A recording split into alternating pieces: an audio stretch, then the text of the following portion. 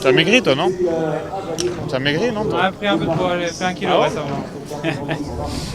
Non, ouais, j'ai pas maigri. Lilian, dites-nous, déjà comment ça va après ce début de saison, comment ça va avec Intermarché? Bah, ça va très bien, je me sens très très bien dans l'équipe. Bon, les résultats aussi, je pense, c'est plutôt une bonne entame de saison.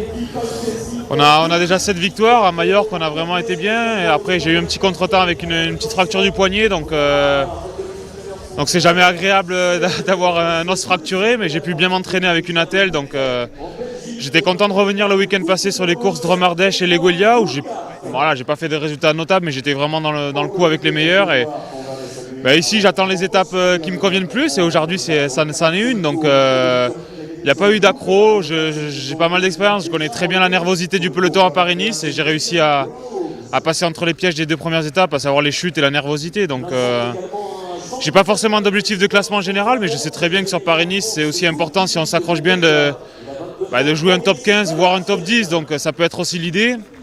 Mais aujourd'hui je pense qu'avec le vent, il y a beaucoup de coureurs qui vont vouloir être devant, soit par l'échappée ou soit casser le peloton, parce que voilà, on sait très bien que si on reste avec Pogacar et Vingegaard, il y a aucune place il y a juste des places pour les accessites, donc j'espère une journée rapide aujourd'hui, et forcément le vent et le parcours s'y prêtent, donc je pense qu'aujourd'hui ce sera véritablement, peut-être pas l'étape reine, mais véritablement une étape difficile, ouais.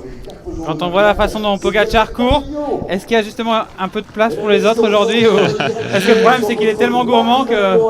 Oui, le vélo maintenant, je pense on va dire qu'il y a eu un tournant, on va dire, depuis le Covid, mais j'ai l'impression vraiment qu'il y a 5-6 coureurs qui gagnent énormément, mais il y a toujours de la place. C'est une course qui dure 8 jours. Voilà, je ne sais pas si aujourd'hui les baroudeurs auront leur chance, parce qu'il y aura tellement de nervosité dans le peloton, il y a tellement de main-d'œuvre et de coureurs pour travailler, parce qu'il y a aussi un gros plateau de rouleurs et de sprinteurs. Aujourd'hui, ils n'ont rien à jouer. Et depuis 2 jours, tout le monde les aide pour aller faire le sprint, donc eux aussi vont vouloir aider leur leader. Donc je sais pas, je m'attends pas à une arrivée groupée au pied de la bosse avec un peloton de 100 mecs et une montée sèche.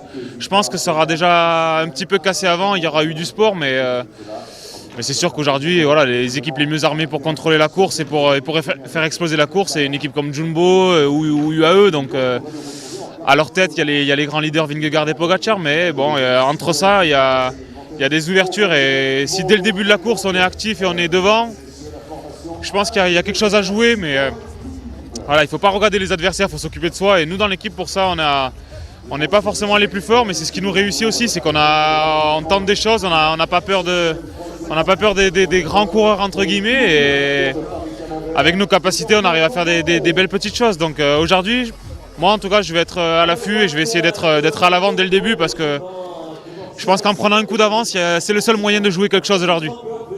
Merci Lilian, bonne chance, bonne course.